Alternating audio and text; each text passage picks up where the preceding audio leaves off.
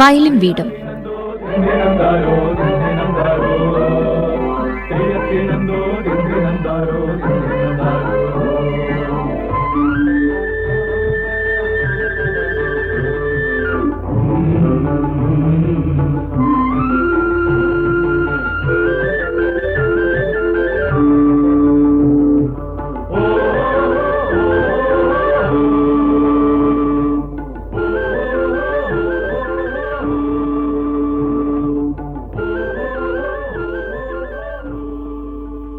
നമസ്കാരം പ്രിയ ശ്രോതാക്കളെ,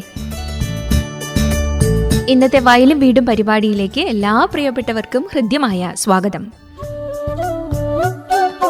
നമ്മുടെ ദൈനംദിന ജീവിതത്തിൽ പാലിനും പാലുൽപ്പന്നങ്ങൾക്കുമുള്ള പങ്ക് വളരെയേറെയാണ്. അതിനാൽ പാലിന് ആരോഗ്യപരവും കാർഷികപരവുമായ പ്രാധാന്യം ഏറെയുണ്ട്. തൊട്ടടുത്തുള്ള ക്ഷീരസംഘത്തെയും മറ്റ് ചെറുകിട വിപണിയെയും ലക്ഷ്യമാക്കി പാലുൽപാദിപ്പിച്ച് വിപണനം നടത്തുന്ന നമ്മുടെ കർഷകർ പാലിന്റെ ഗുണമേന്മ ഒട്ടും നഷ്ടപ്പെടാതെ തന്നെ മൂല്യവർദ്ധിത ഉൽപ്പന്നങ്ങളാക്കി മാറ്റി വിപണനം നടത്തുന്നത് വിരളമാണ്. 120 കറവ പശുക്കളിൽ നിന്നായി ഏകദേശം 1500 ലിറ്ററോളം വരുന്ന പാല് പൂർണ്ണമായും മൂല്യവർദ്ധിത ഉൽപ്പന്നമാക്കി മാറ്റി വിപണനം നടത്തുന്ന ക്ഷീര കർഷകയാണ് മാനന്തവാടി തവിഞ്ഞാൽ സ്വദേശി ലില്ലി മാത്യു. ഇന്ന് വയലും വീടും പരിപാടിയിൽ പാലിൽ നിന്നും മൂല്യവർദ്ധിത ഉൽപ്പന്നങ്ങൾ ഉണ്ടാക്കി വിപണനം നടത്തുന്ന ലില്ലി മാത്യുവിനെ പരിചയപ്പെടാം. നമസ്കാരം. നമസ്കാരം. ക്ഷീരമേഖലയ്ക്ക് അനുകൂലമായ ഒരു സാഹചര്യമുള്ള നാട്ടിൽ നിന്നാണ് വരുന്നത്. അപ്പോൾ എങ്ങനെയാണ് ഈ പശു വളർത്തലിലേക്ക് എത്തിപ്പെട്ടത്? ഞാനൊരു ജോലിക്ക് പോകുന്ന ആളല്ലായിരുന്നു. നമുക്ക് എന്തെങ്കിലും വരുമാനം കണ്ടെത്തുക എന്ന രീതിയിൽ ആദ്യം ഒരു 2-3 പശുവൊക്കെ ആയിട്ട് നമുക്ക് ഉണ്ടായിരുന്നു. ആ 2-3 പശുക്കളെ വളർത്തി ചെറിയ വരുമാനം കണ്ടെത്തിക്കൊണ്ട് അങ്ങനെ പോയിക്കൊണ്ടിരുന്നത്. സ്വന്തമായിട്ടൊരു പൈസ ഉണ്ടാക്കുക എന്നുള്ളൊരു താല്പര്യത്തിലാണ് പശു വളർത്തലിലേക്ക് വന്നത്. പാല് ആണല്ലോ നമ്മൾ മെയിനായിട്ട് കാണുന്നത്. അപ്പോൾ ആ പാലിന് വിൽക്കാനായിട്ടുള്ള ഒരു വിപണന സാധ്യതയും കൂടെ അതിന് അനുകൂലമായിരിക്കണം. അപ്പം അങ്ങനെയുള്ള സാഹചര്യം അവിടെ ഉണ്ടായിരുന്നു. കാലങ്ങളായിട്ട് ചെയ്തുകൊണ്ടിരിക്കുന്നത് പോലെ നമുക്ക് റിസ്ക് ഒന്നുമില്ല. പാല് കറക്കുന്നു, സൊസൈറ്റിയിലേക്ക് കൊടുക്കുന്നു. അത് കഴിഞ്ഞു വന്നാൽ നമ്മൾ വീണ്ടും പശുവിൻ്റെ പണികളിലേക്ക് മാറുന്നു. 2 നേരവും കറന്ന് സൊസൈറ്റിയിലേക്ക് കൊടുക്കുന്നു. നമുക്ക് ബുദ്ധിമുട്ടുകളൊന്നുമില്ല.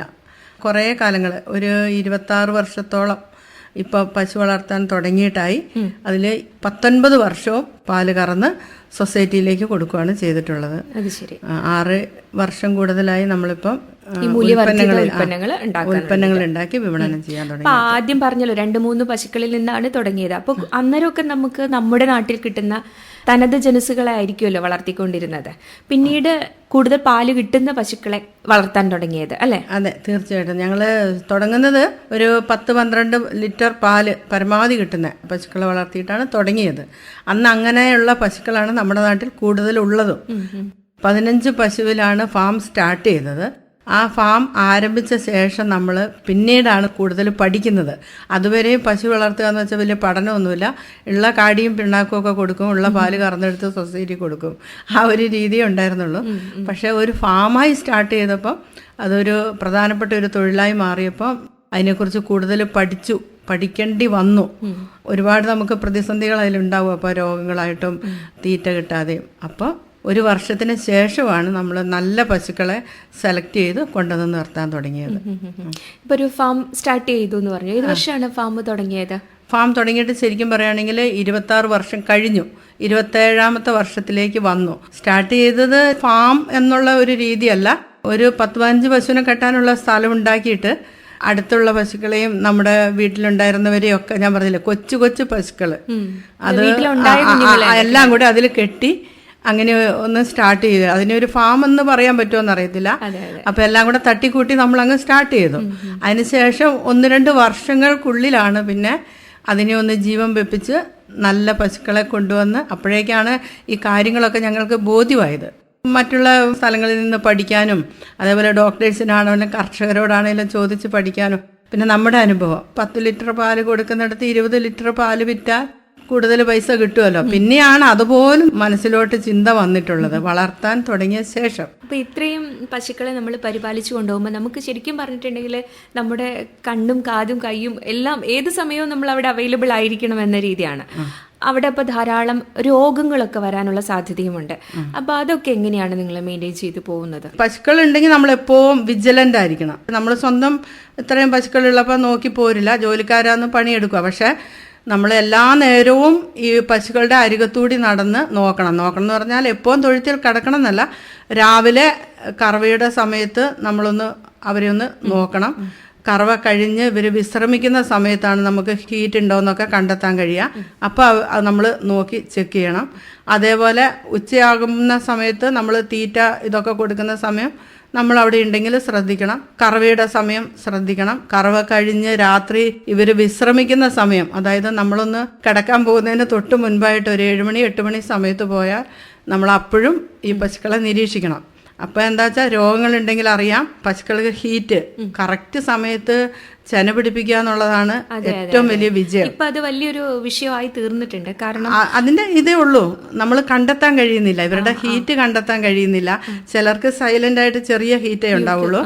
അതിനെ നമുക്ക് കാണാൻ പറ്റുന്ന ഏറ്റവും നല്ല സമയം പശുക്കൾ കിടന്ന ഉടനെ, അതായത് കറവയും ക്ലീനിങ്ങും എല്ലാം കഴിഞ്ഞിട്ട് ഒരു 1, 2, 3 മണിക്കൂർ ഇവർ രാവിലെയും വൈകുന്നേരവും നിൽക്കും. രാവിലെ ഞങ്ങളുടെ ഫാമിലാണെങ്കിൽ 3 മണിക്ക് ഇവർ തുടങ്ങിക്കഴിഞ്ഞാൽ 6 മണിയാകുമ്പോഴാണ് ക്ലീനിങ്ങും കറവയും തീറ്റയും എല്ലാം കഴിയുന്നത്. മെഷീനിലാണ് എല്ലാം കറക്കുന്നത്, മെഷീനിലാണ്. ഈ 3 മണിക്കൂർ സമയം ഇവർ നിന്ന ശേഷം തൊഴുത്തെല്ലാം കഴുകി ജോലിക്കാർ പോയി കഴിയുമ്പോൾ ഇവർ കിടക്കും. ആ കിടക്കുന്ന സമയമാണ് നമ്മൾ നോക്കേണ്ടത്. അപ്പോൾ ചെറുതായി ഹീറ്റുള്ളവരാണെങ്കിൽ പോലും നമുക്ക് കണ്ടെത്താൻ പറ്റും. പിന്നെ നമ്മൾ നോട്ട് ചെയ്ത് വെക്കണം, പ്രസവം കഴിഞ്ഞിട്ട് ചെന പിടിപ്പിക്കാത്ത പശുക്കളും ചെന പിടിച്ച പശുക്കളെയെല്ലാം നോട്ട് ചെയ്ത് വെക്കണം. അന്നേരം പ്രത്യേകിച്ച് അവരെ ഒന്നും കൂടെ നിരീക്ഷിക്കുക. പിന്നെ ഒരു പ്രാവശ്യം കുത്തി വെച്ചിട്ടുണ്ടെങ്കിൽ പിന്നെ 18 തൊട്ടുള്ള 22 ദിവസത്തിൻ്റെ ഇടയിൽ വീണ്ടും നമ്മൾ നോട്ട് ചെയ്ത് നോക്കണം, ശ്രദ്ധിച്ച് നോക്കണം. അപ്പോഴും നമുക്ക് കണ്ടെത്താൻ പറ്റും. ഇനി ഇപ്പം നമ്മൾ 28 ദിവസം തൊട്ട് പശു പ്രഗ്നൻ്റ് ആണോ എന്ന് പരിശോധിക്കാനുള്ള കിറ്റുകൾ നമുക്ക് കിട്ടാറുണ്ട്. ഇപ്പോൾ ഞാനൊക്കെ അത് യൂസ് ചെയ്യുന്നുണ്ട്. അതിൽ നമുക്ക് വാങ്ങാൻ കിട്ടും. വളരെ സിമ്പിളാ. ശകലം ബ്ലഡ് എടുത്ത് അതിലിട്ട് ഉറ്റിച്ച് നോക്കിയാൽ 28 ദിവസം കഴിഞ്ഞാൽ നമുക്ക് പശു ചെന പിടിച്ചിട്ടുണ്ടോ എന്ന് ചെക്ക് ചെയ്യാൻ പറ്റും. അതൊരു നല്ല വിജയമാണ്. ഇപ്പോൾ കിറ്റിന് എന്തെങ്കിലും പേരോ അങ്ങനെ എന്തെങ്കിലും ഉണ്ടോ? അല്ല, അത് പ്രഗ്നൻസി ടെസ്റ്റ് എന്ന് മാത്രമേ അതിൽ കണ്ടിട്ടുള്ളൂ. പക്ഷെ അത് നമുക്ക് ഒരു 250 രൂപയോളം വിലയൊക്കെ വരുന്നുണ്ട്. പക്ഷെ എല്ലാത്തിനും വേണമെന്നില്ല, സംശയമുള്ളതിന് മാത്രം നമുക്ക് ചെക്ക് ചെയ്ത് നോക്കാം. അത് ശരിയാണ്. കാരണം അല്ലെങ്കിൽ എന്താണെന്നറിയോ, നമ്മൾ 3 മാസത്തെ ഒരു കണക്ക് പറയുമ്പോൾ അത്രയും കാലം പിന്നെ പോകും, നമുക്ക് നഷ്ടമായി പോകും. ചില പശുക്കൾക്കുണ്ട് ചെന പിടിച്ചു കഴിഞ്ഞിട്ടുണ്ടെങ്കിലും അവർക്ക് ഡിസ്ചാർജ് ഉണ്ടാവാറുണ്ട്. അപ്പൊ അതാണോ അല്ലെങ്കിൽ ഇത് ഹീറ്റ് ആവുന്നതാണോ എന്താണൊരു കൺഫ്യൂഷൻ. നല്ലതാണ്, ഞാൻ ഉപയോഗിക്കുന്നുണ്ട്. പിന്നെ അപ്പൊ നമ്മൾ തൊഴുത്തിൽ എന്താണ് കിട്ടുന്ന സമയം ആ തൊഴുത്തിൽ നമ്മൾ നോക്കണം. അതേപോലെ നമ്മൾ നല്ല ഉത്തരവാദിത്തമുള്ള ഒരു ജോലി ചെയ്യുന്ന ഒരാൾ ചെയ്യുന്ന പോലെ ഇത് കൊണ്ടുപോയാൽ നല്ല സക്സസ് ആയിരിക്കും. വളരെ ഉദാസീനമായിട്ട് വേറെ ജോലികൾക്കിടയിൽ നോക്കുകയോ പശുവല്ലേ എന്നൊരു കാഴ്ചപ്പാടിൽ അങ്ങ് പോവുകയൊക്കെ ചെയ്താൽ പരാജയം ഉണ്ടാവും, പ്രോഫിറ്റ് അങ്ങനെ കിട്ടത്തുള്ളൂ. വളരെ നല്ല രീതിയിൽ നമ്മളെപ്പോഴും ഇവരെ ശ്രദ്ധിച്ച് കൈകാര്യം ചെയ്യണമെന്നൊരു മനോഭാവം നമ്മളിൽ വളർത്തിക്കൊണ്ട് ശ്രദ്ധാപൂർവം കൊണ്ടുപോകുന്ന ഫാം, പിന്നെ പഠിച്ചും പശു എന്താണ് അവരുടെ രീതികൾ എന്താണെന്ന് മനസ്സിലാക്കി കൊണ്ടുപോകുന്ന ഒരു ഫാം 100% സക്സസ് ആയിരിക്കും. ചിലപ്പോൾ നമ്മൾ പ്രതീക്ഷിക്കാത്ത അത്രയും അളവിൽ പാല് നമുക്ക് കിട്ടാറുണ്ടെന്ന്. അപ്പം അങ്ങനെ കൂടുതൽ പാല് തരുന്ന പശുക്കളെ നമ്മൾ പ്രത്യേകം പരിചരിക്കേണ്ട ആവശ്യം ഉണ്ടോ? സാധാരണ ഒരു 10 ലിറ്റർ കിട്ടുന്ന പശുവിനും 30 ലിറ്റർ കിട്ടുന്ന പശുവിനും കൊടുക്കുന്ന തീറ്റ, ഗരാഹാരം, പുല്ല് വലിയൊരു വ്യത്യാസം ഉണ്ടാവില്ലെങ്കിലും ഗരാഹാരത്തിന് മാറ്റം ഉണ്ടാവും. ഞങ്ങൾ സ്വന്തം കാലിത്തീറ്റ നിർമ്മിച്ചിട്ടാണ് കൊടുക്കുന്നത്. വെച്ചാൽ പല റോ മെറ്റീരിയൽസ്, ധാന്യപ്പൊടികളും തവിടും പിണ്ണാക്കും ഒക്കെ വാങ്ങിയിട്ട് മിക്സ് ചെയ്തിട്ടാണ് കൊടുക്കുന്നത്.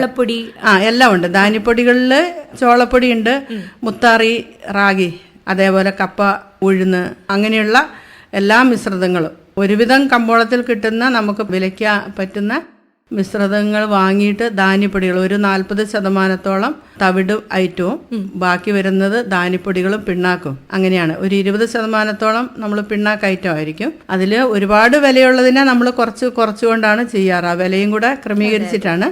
പിന്നെ 40% ധാന്യപ്പൊടികളായിരിക്കും. നല്ല ഈൽഡുള്ള പശുക്കൾക്ക് നമ്മൾ അതുപോലെ അവർക്ക് തീറ്റ കുറച്ച് കൂടുതൽ കൊടുക്കണം. പക്ഷെ മറ്റ് പരിചരണ രീതികളൊക്കെ എല്ലാത്തിനും ഒന്നുപോലെ തന്നെയാണ്. പക്ഷെ നമുക്ക് മൊത്തത്തിൽ നോക്കുമ്പോൾ നല്ല ഇനങ്ങൾ തന്നെയാണ് എപ്പോഴും പ്രോഫിറ്റ് ആയിട്ട് വരുന്നത്. കാലിത്തീറ്റ കൊടുക്കുന്നത് കൂടാതെ തന്നെ പച്ചപ്പുല്ലും ഉണക്കപ്പുല്ലും കൊടുക്കുന്ന, അതായത് വൈക്കോലും കൊടുക്കുന്നതും ആ ഒരു പ്രാധാന്യമുണ്ടല്ലോ. അപ്പൊ വൈക്കോല് ശരിക്കും ഉൾപ്പെടുത്തേണ്ടത് ആവശ്യമല്ലേ? നമ്മൾ പശു വളർത്താൻ തുടങ്ങുന്നതിനനുസരിച്ച് പുല്ല് നട്ടു വളർത്തിയിട്ടുണ്ട്.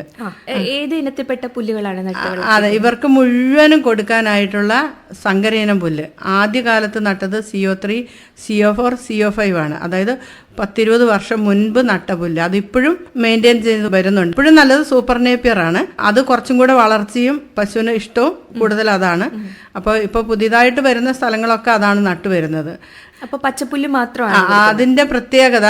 പച്ചപ്പുല്ല് കൊടുക്കുമ്പോൾ നമ്മൾ തീരെ ഇളംപുല്ല് കൊടുക്കരുത്. കുറച്ച് കണ വന്നത്, അതായത് 2 മുട്ട് പ്രായം എന്ന് പറയും ഞങ്ങൾ. അതിനൊരു പാകം മൂപ്പുണ്ട്. മൂപ്പ് കുറഞ്ഞ പുല്ല് കൊടുക്കുമ്പോൾ അത്ര നല്ലതല്ല. അതിൻ്റെ കൂടെ വൈക്കോല് കൊടുക്കണം. ദഹനത്തെ ബാധിക്കും. വൈക്കോല് നിർബന്ധമായിട്ടും കൊടുക്കണം. കറക്റ്റ് ആ മൂപ്പ് പാകത്തിനാണെങ്കിൽ പച്ചപ്പുല്ല് തന്നെ കൊടുത്താൽ വലിയ തകരാറുകളൊന്നും കണ്ടിട്ടില്ല. പാലിൻ്റെ അളവ് നന്നായി കൂടി കിട്ടുകയും ചെയ്യും. അതിനപ്പുറത്തോട്ട് മൂത്ത് പോയ പുല്ല് കൊടുത്താൽ പാല് വല്ലാതെ കുറഞ്ഞു പോകും. പശുക്കളുടെ ആരോഗ്യം തന്നെ കുറഞ്ഞു പോയതായിട്ട് കാണാറുണ്ട്. ഇപ്പൊ പശുക്കളുടെ എണ്ണം കൂടി, പാലിന്റെ അളവും കൂടി, അപ്പോഴാണോ ചിന്തിച്ചത് ഇതൊക്കെ ഒരു മൂല്യവർദ്ധിത ഉൽപ്പന്നങ്ങളാക്കി വിൽക്കാം, അല്ലെ സൊസൈറ്റിയെ മാത്രം ആശ്രയിക്കേണ്ട എന്ന് കരുതിയത്? അതെ, അത് നമുക്ക് നേരത്തെ ആഗ്രഹമുണ്ട്. 2014 ഞാൻ വെറ്റിനറി കോളേജ് പൂക്കോട് പാലുൽപ്പന്ന നിർമ്മാണത്തിന്റെ ട്രെയിനിങ്ങിന് പോയിട്ടുണ്ട്. അപ്പോഴും ആഗ്രഹമുണ്ട്. അപ്പോൾ അതിനുശേഷവും നമ്മളിങ്ങനെ ഇതിൽ പഠിച്ചു. ഇപ്പം ചെയ്യാനുള്ള ഒരു ധൈര്യവും ഇതൊന്നും കിട്ടിയില്ല. അങ്ങനെ പതുക്കെ വന്ന് 2018 നമ്മളിത് സ്റ്റാർട്ട് ചെയ്യുന്നത് ഉൽപ്പന്നങ്ങൾ. അപ്പോൾ നമുക്ക് പാല് കൂടി. അപ്പോഴേക്കും നമുക്കൊരു 1000 ലിറ്ററിൻ്റെ അടുത്തേക്ക് പാലെത്തി. ആ സമയത്ത് എന്താണെങ്കിലും ഇതിൽ കടക്കാം എന്ന് കരുതി. പിന്നെ ഉൽപാദനത്തിനനുസരിച്ച് നമുക്ക് വില കിട്ടാത്ത ഒരു സാഹചര്യം ഉണ്ടായിരുന്നു. അങ്ങനെയും കൂടെ വന്നപ്പം എന്താണെങ്കിലും ഇതിൽ വന്നേ മതിയാവുള്ളൂ എന്നൊരു സാഹചര്യം വന്നു. അപ്പോൾ അതിലേക്ക് കടന്ന് ചെറുതായിട്ടാണ്, വളരെ ചെറുതായിട്ടാണ്. നമുക്ക് ഉൽപ്പന്നങ്ങളുണ്ട്. തൈരും മോരുമാണ് ആദ്യം ചെയ്തത്.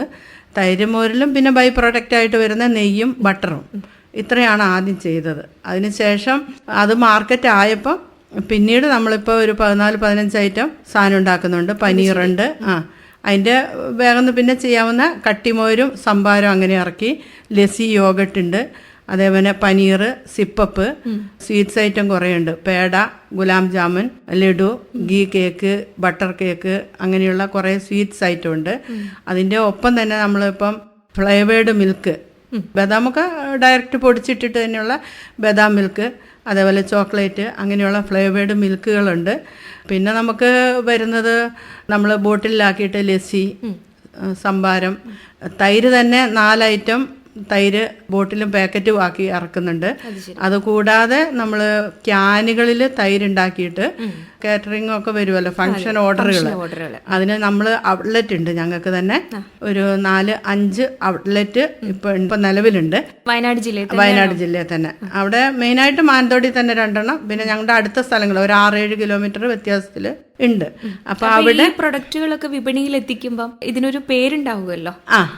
പേര് നമ്മളെ സ്വന്തം പേര് തന്നെയാണ് ഇട്ടത്. അത് നമ്മളെ സ്വന്തം ഉൽപ്പന്നമാണെന്ന് അറിയാൻ വേണ്ടിയിട്ട് ലില്ലീസ് എന്ന പേരിൽ തന്നെയാണ് സാധനങ്ങൾ ഇറക്കുന്നത്. അപ്പം നമ്മുടെ ഇതിപ്പോൾ ചെയ്യുമ്പോൾ നമ്മളെ വീട്ടിലും ഞങ്ങൾ മക്കളും ഹസ്ബൻഡും ഞാനും ഉൾപ്പെടുന്ന, ഞാനാണ് ഇതിൽ മെയിനായിട്ട് ചെയ്യുന്നതെങ്കിൽ അവരുടെ എല്ലാ സപ്പോർട്ടും എപ്പോഴും ഉണ്ട്.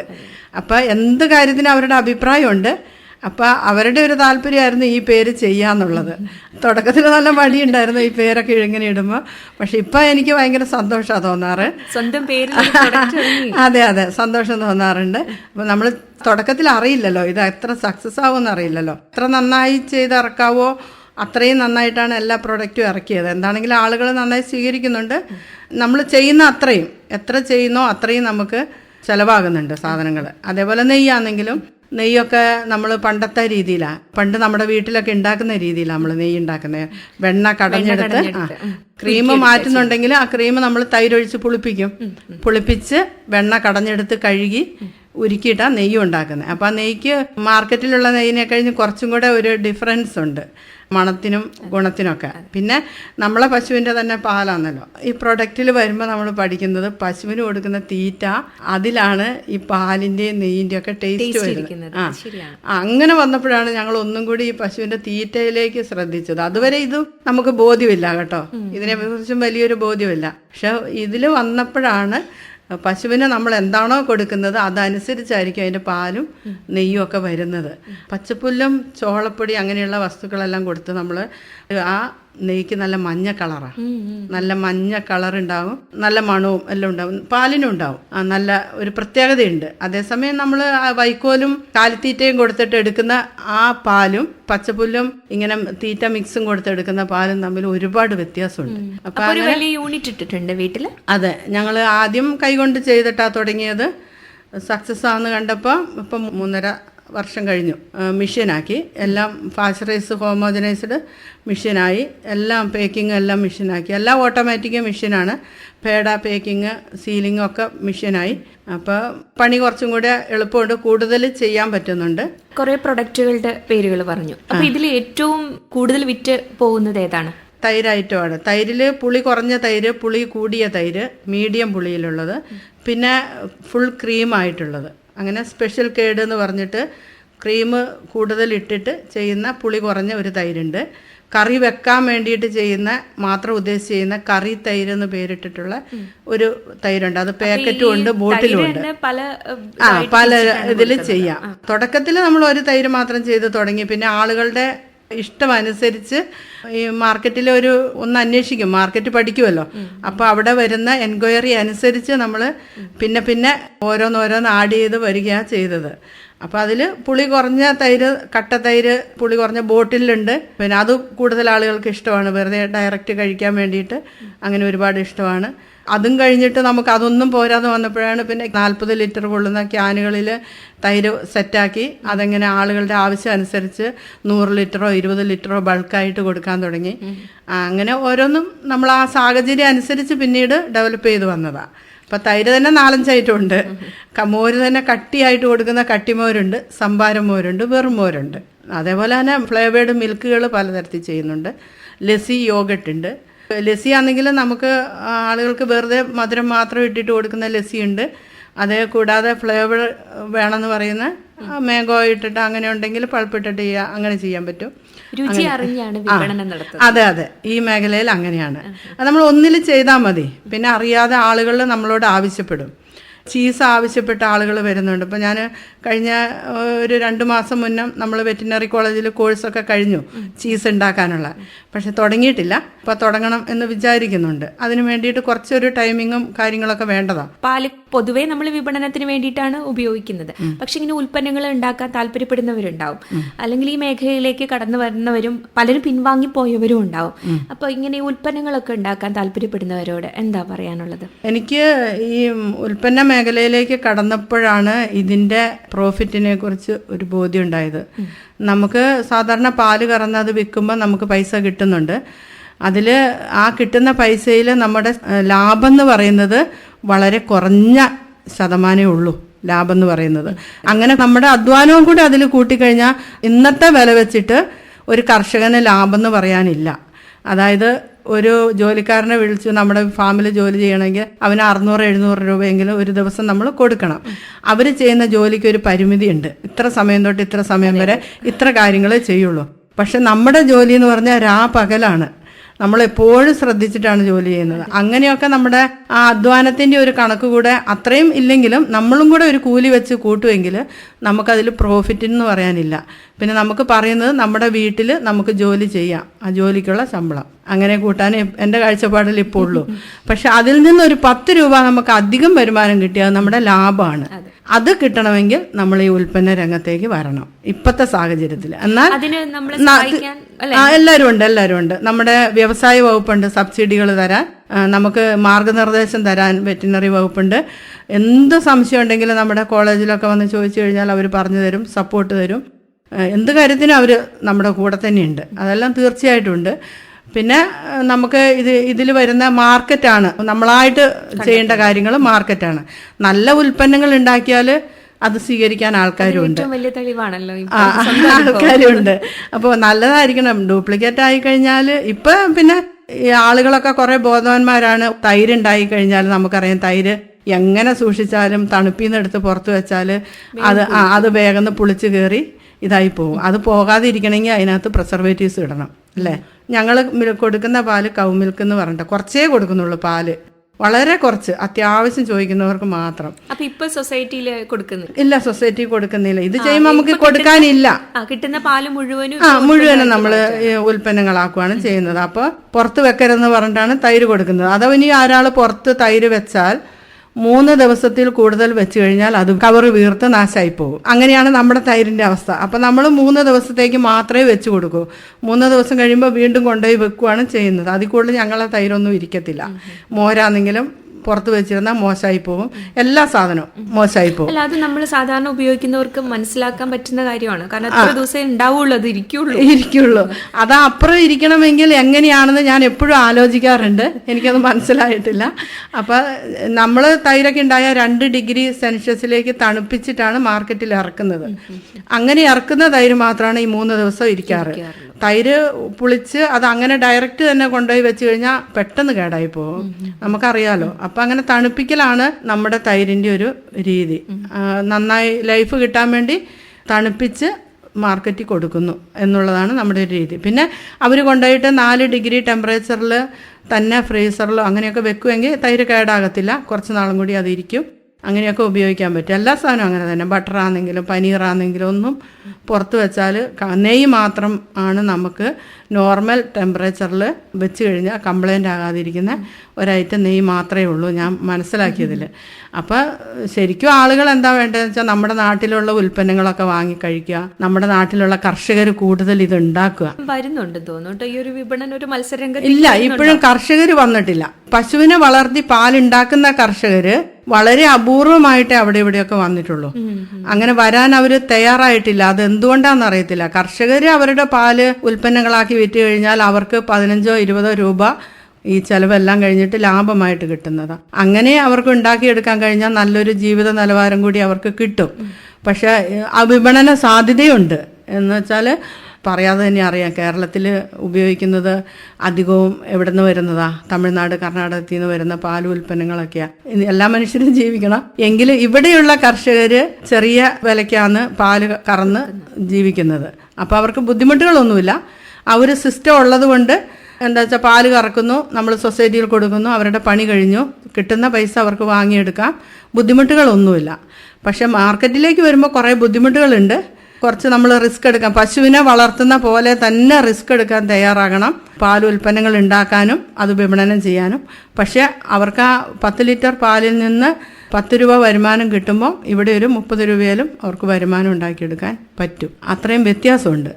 അപ്പോൾ അതിൽ കുറച്ച് ആളുകൾ തയ്യാറായാൽ മാത്രം മതി. പിന്നെ ഇപ്പം വലിയ കുഴപ്പമില്ല. അതിന് സപ്പോർട്ടീവായിട്ട് പറഞ്ഞു കൊടുക്കാനുള്ള നമ്മുടെ യൂണിവേഴ്സിറ്റിയും വ്യവസായ വകുപ്പും ഒക്കെ കൈകോർത്ത് അതൊരു വലിയ അനുഗ്രഹമാണ്. വ്യവസായ വകുപ്പിൽ നിന്നൊക്കെ കിട്ടുന്ന ആനുകൂല്യങ്ങളൊക്കെ നമുക്ക് വലിയ അനുഗ്രഹമാണ്. അവരുടെയൊക്കെ സപ്പോർട്ട്. ലൈസൻസ് ആണെങ്കിലും 3 വർഷം ആകുമ്പോൾ എടുത്താൽ മതി എന്നുള്ള കുറച്ച് നിബന്ധനകളൊക്കെ ഉണ്ട്. എല്ലാത്തിലും കുറേ ഇളവുകളുണ്ട് ഇപ്പോൾ. അതുകൊണ്ടൊക്കെയാണ് കർഷകർ ഇങ്ങനെ ഈ രംഗത്ത് വരുന്നവർ കുറച്ച് പിടിച്ചു നിൽക്കാൻ കഴിയുന്നതും അതുകൊണ്ടാണ്. അല്ലെങ്കിൽ കുറച്ചു കാലം മുന്നേ ഒക്കെ നമുക്ക് ഭയങ്കര ബുദ്ധിമുട്ടായിരുന്നു ഇത് ചെയ്യാനൊക്കെ ആയിട്ട്. ഇപ്പം അതൊന്നുമില്ല. ഒരുപാട് നമുക്ക് സഹായങ്ങളുണ്ട്. ആളുകൾ വന്നാൽ മാത്രം മതി. നല്ല ഉൽപ്പന്നങ്ങൾ നമ്മുടെ നാട്ടിൽ കൊടുക്കുകയും ചെയ്യാലോ. പശുവിനെ വളർത്തി മാത്രം ജീവിക്കുന്ന കർഷകർ ഒത്തിരിയുണ്ട്. അവരുടേതായ സ്വന്തമായ ആ നല്ല പാൽ ഉപയോഗിച്ചുണ്ടാക്കുന്ന ഉൽപ്പന്നങ്ങൾ എല്ലാവരും കഴിക്കുകയും കൊടുക്കാനും കഴിഞ്ഞാൽ അത് വലിയ നല്ല കാര്യമാണ്. പുറമേ നിന്ന് വന്നവരാണ് നമ്മളെ നാട്ടിലുള്ള പൈസ കൊണ്ടുപോകുന്നത്. നമ്മുടെ നാട്ടിലുള്ള ആളുകൾ ചെറിയ പൈസക്കൊക്കെയാണ് ജീവിക്കുന്നത്. അങ്ങനെയുള്ള വ്യത്യാസമുണ്ട്. ഇപ്പോൾ നമ്മളോട് സംസാരിച്ചത് വെച്ച് നോക്കുമ്പോൾ ഒരു നീണ്ട കാലയളവ് തന്നെ ഒരു കർഷക, അത് ക്ഷീര കർഷക, അതിലുപരി ഒരു മൂല്യവർദ്ധിത ഉൽപ്പന്നങ്ങൾ നിർമ്മിച്ചാക്കുന്ന ഒരു സ്വയം സംരംഭകയും കൂടിയാണ് ചേച്ചി. അപ്പോൾ ഇത്രയും നാളത്തെ ഒരു അനുഭവം എന്താണ് നമ്മുടെ ശ്രോതാക്കളോട് പറയാനുള്ളത്? ഞങ്ങളെ ജീവിതം തുടങ്ങുന്ന കാലത്ത് പശുവുണ്ട്. അല്ലാതെ നമ്മൾ ഇതിനൊരു മുഖ്യ തൊഴിലായി എടുത്ത് പോന്നിട്ട് 26 വർഷം കഴിഞ്ഞ് 27ാം വർഷത്തിലേക്ക് കടന്ന ഒരാളാണ്. അതിൽ എനിക്ക് പറയാനുള്ളത്, ഇതുവരെയുള്ള ഞങ്ങളുടെ എല്ലാ സമ്പാദ്യവും ഞങ്ങൾ വളർത്തിയതും ഒക്കെ ഞങ്ങളുടെ പശുക്കളാണ്. അപ്പോൾ അതിലെനിക്ക് പറയേണ്ട, പശു വളർത്തുന്നത് ഒരിക്കലും പാല് ഉൽപ്പാദിപ്പിച്ച് കൊടുക്കുന്നതൊന്നും ഒരിക്കലും ഒരു മോശം കാര്യമല്ല. ഇന്ന് നമ്മുടെ ആരോഗ്യത്തിന് ഏറ്റവും ആവശ്യമായ ഒരു വസ്തുവാണ് നമ്മൾ ഉണ്ടാക്കി കൊടുക്കുന്നത്. അത് ഉൽപ്പാദിപ്പിച്ച് കൊടുക്കുന്ന കർഷകരാണ്. അപ്പോൾ നമുക്ക് തീർച്ചയായിട്ടും സമൂഹത്തിൻ്റെ മുന്നിൽ ക്ഷീര കർഷകർക്ക് നിവർന്ന് നിൽക്കാം. ഒന്ന്. രണ്ടാമത്, നമ്മൾ അതിനെ മൂല്യവർദ്ധിത ഉൽപ്പന്നങ്ങളാക്കി, അതായത് ഗുണവും മണവും നിറവും ഉള്ള നല്ല ഉൽപ്പന്നങ്ങളാക്കി കൂടെ പുറത്തേക്ക് ഇറക്കുമെങ്കിൽ അതൊന്നും കൂടി നമുക്ക് ആദായകരമാണ്. ആദായകരം എന്ന് പറയുമ്പോൾ നമ്മൾ പാല് വിറ്റ് കിട്ടുന്നതിൻ്റെ ഇരട്ടിയിൽ കൂടുതൽ ലാഭം അതിൽ നിന്ന് നമുക്ക് എടുക്കാൻ കഴിയും. ലാഭം എന്ന് പറയുമ്പോൾ അത് നമ്മൾ ഉണ്ടാക്കുന്ന മൂല്യവർദ്ധിതമാക്കുമ്പോൾ കിട്ടുന്ന ആ ലാഭമാണത്. അതിൽ കുറച്ച് റിസ്ക് ഉണ്ടെങ്കിലും നമ്മളത് ചെയ്യാൻ തയ്യാറായാൽ ഇന്ന് നമ്മുടെ നാട്ടിൽ ക്ഷീര കർഷകർക്ക് ജീവിക്കാൻ ഒരു ബുദ്ധിമുട്ടുമില്ല. നല്ല രീതിയിൽ സമൂഹത്തിൽ നല്ല രീതിയിൽ സാമ്പത്തികമായി ഉന്നതി ഉണ്ടായിക്കൊണ്ട് തന്നെ ജീവിക്കാൻ പറ്റുന്ന സാഹചര്യം. അതിന് ഏറ്റവും കൂടുതൽ പാലിന് ഉൽപ്പന്നങ്ങൾക്ക് വില കിട്ടുന്നത് കേരളത്തിലാണ്. ഞാനൊക്കെ പനീർ ഉണ്ടാക്കി വിൽക്കുമ്പോൾ അത് ഉപയോഗിക്കാൻ എങ്ങനെയാണെന്ന് നമ്മുടെ നാട്ടിലെ ആളുകൾക്ക് അറിയത്തില്ല, ഞങ്ങളുടെ പ്രദേശത്തുള്ള ആളുകൾക്ക് അറിയത്തില്ല. പനീർ എങ്ങനെ കറി വെക്കാം, എങ്ങനെ അത് ഉപയോഗിക്കാം. അപ്പം നമ്മൾ ആദ്യം കൊടുക്കുമ്പോൾ അവരോട് പറഞ്ഞ് മനസ്സിലാക്കി കൊടുക്കുകയാണ് ചെയ്തത്. അവരിന്നും വാങ്ങുന്നുണ്ട്. തുടക്കത്തിൽ ആര് ഞങ്ങളുടെ അടുത്ത് നിന്ന് വാങ്ങിയിട്ടുണ്ടോ അവരിന്നും അത് ഉപയോഗിക്കുന്നുണ്ട്. എന്ന് വെച്ചാൽ നമ്മൾ പഠിക്കൽ പാലും ഉൽപ്പന്നങ്ങളും കൊണ്ടുവന്ന് കൊടുക്കുമ്പോൾ സ്വാഭാവികമായിട്ട് ആളുകൾ വാങ്ങുകയും കൂടുതൽ ഉപയോഗിക്കുകയും ചെയ്യും. അപ്പോൾ ഓരോ ആളുകൾ ഓർക്കുമ്പോൾ ഞാനൊരാൾ ചെയ്യുന്നത് കൊണ്ട് വേറൊരാളും കൂടി ചെയ്താൽ അത് അവിടെ ഒരു മത്സരമാകും, അവിടെ ചിലവാകില്ല എന്ന് ഒരിക്കലുമില്ല. കാരണം കൂടുതൽ ആളുകൾ ഇത് ഉപയോഗിക്കാനും അറിയാനും ഇതിലേക്ക് വരാനും തയ്യാറാകും. പിന്നെ നമ്മുടെ നാട്ടിലുള്ള ഉൽപ്പന്നങ്ങൾ കൂടുതൽ വിപണിയിൽ ഇറങ്ങുമ്പോൾ സ്വാഭാവികമായിട്ടും മറ്റ് നാട്ടിൽ നിന്ന് വരുന്ന അവർ പിൻവാങ്ങാൻ തയ്യാറാകും. കാരണം നമ്മുടെ നാട്ടിൽ നല്ല വസ്തുക്കൾ ഉണ്ട്, മറ്റുള്ള സംസ്ഥാനങ്ങളെ ആശ്രയിക്കേണ്ട ആവശ്യം വരികയില്ല, ഒരിക്കലും വരികയില്ല. അപ്പോൾ കൂടുതൽ ആളുകൾക്ക് ജീവിത മാർഗമാകും, നല്ല രീതിയിലേക്ക് പോകാൻ കഴിയും. ഞാനെപ്പോഴും ആഗ്രഹിക്കുന്ന കാര്യമാണ്, ആളുകളോട് പറയുന്ന കാര്യമാണ്, പറയാൻ ഇഷ്ടപ്പെടുന്ന കാര്യമാണ്. ഏതോ ഒരു സാഹചര്യത്തിൽ ഇതിലേക്ക് വന്നു ദൈവാനുഗ്രഹം കൊണ്ട്. അപ്പോൾ അതിനെ പരമാവധി നന്നാക്കി എടുക്കാൻ ശ്രമിക്കുന്നുണ്ട്. അതേപോലെ നമ്മുടെ ആളുകൾ കുറേ പേരെങ്കിലും ഇതിൽ വരേണ്ടതുണ്ട് എന്നാണ് എൻ്റെ ആഗ്രഹം. അപ്പോൾ വരാൻ കഴിയണം, തയ്യാറാകണം എന്നാണ് എനിക്ക് ആളുകളോട് പറയാനുള്ളത്. ഇന്നിപ്പം 1500ഓളം ലിറ്റർ പാല് എൻ്റെ ഫാമിൽ നിന്ന് എനിക്ക് ഉണ്ടാക്കാൻ കഴിയുന്നുണ്ട്. നമ്മുടെ നാട്ടിലുള്ള നമ്മുടെ കർഷകരുടെ പാല് ഉൽപ്പന്നങ്ങളാക്കി ജനങ്ങളിലേക്ക് എത്തിക്കണം. അതാണ് എൻ്റെ മെയിൻ ആഗ്രഹം കേട്ടോ. അത് എന്താണെങ്കിലും എടുത്തു പറയേണ്ട ഒരു കാര്യം, ഞാൻ ആഗ്രഹിക്കുന്ന ആഗ്രഹം നമ്മുടെ ക്ഷീര കർഷകരുടെ പാല് ഉൽപ്പന്നങ്ങളാക്കി ജനങ്ങളിലേക്ക് എത്തിക്കാൻ കഴിയുക. അതാണ് ഏറ്റവും സന്തോഷമുള്ള കാര്യം. നമുക്ക് എത്ര സംസാരിച്ചാലും തീരാത്തൊരു വിഷയമാണ് ഈ പശു വളർത്തലും അതുപോലെ പാലിൽ നിന്നുള്ള മൂല്യവർദ്ധിത ഉൽപ്പന്നങ്ങൾ ഉണ്ടാക്കുന്ന കാര്യങ്ങളും. പലരും പശുവിനെ വളർത്തി ഉൽപ്പന്നങ്ങൾ വിപണിയിൽ എത്തിക്കുന്നവരുണ്ട്. പക്ഷേ അതിൽ നിന്നൊക്കെ വളരെ വ്യത്യസ്തയായ ലിലി ചേച്ചിയോട് സംസാരിക്കാൻ കഴിഞ്ഞതിൽ ഒരുപാട് സന്തോഷം. തന്നെയല്ല, ഗാന്ധിജി തന്നെ പറഞ്ഞിട്ടുണ്ടല്ലോ, എൻ്റെ ജീവിതമാണ് എൻ്റെ സന്ദേശമെന്ന്. അപ്പോൾ അതുപോലെ സ്വന്തം അനുഭവത്തിൽ നിന്ന് അത് എത്രത്തോളം വിജയമാണ് എന്ന് ഈ മേഖലയിലേക്ക് ധൈര്യത്തോടെ മുന്നോട്ട് കർഷകരോട് ഇറങ്ങി വരാൻ ചേച്ചിയുടെ അനുഭവത്തിലൂടെയാണ് പറയുന്നത്. അപ്പോൾ അതുവഴി നമ്മുടെ ക്ഷീരമേഖല ഒന്നുകൂടെ പുഷ്ടിപ്പെടുത്താം. അപ്പം സ്വന്തം അനുഭവങ്ങൾ, ഈ വിജയ രഹസ്യങ്ങൾ, ഇതൊക്കെ നമ്മുടെ ശ്രോതാക്കളോട് പങ്കുവച്ചതിൽ ഒരുപാട് സന്തോഷം. നന്ദി. Thank you. പാലിൽ നിന്നും മൂല്യവർദ്ധിത ഉൽപ്പന്നങ്ങൾ ഉണ്ടാക്കി വിപണനം നടത്തുന്ന ക്ഷീര കർഷകയായ ലില്ലി മാത്യു പങ്കെടുത്ത അഭിമുഖ സംഭാഷണമാണ് ഇതുവരെ കേട്ടത്.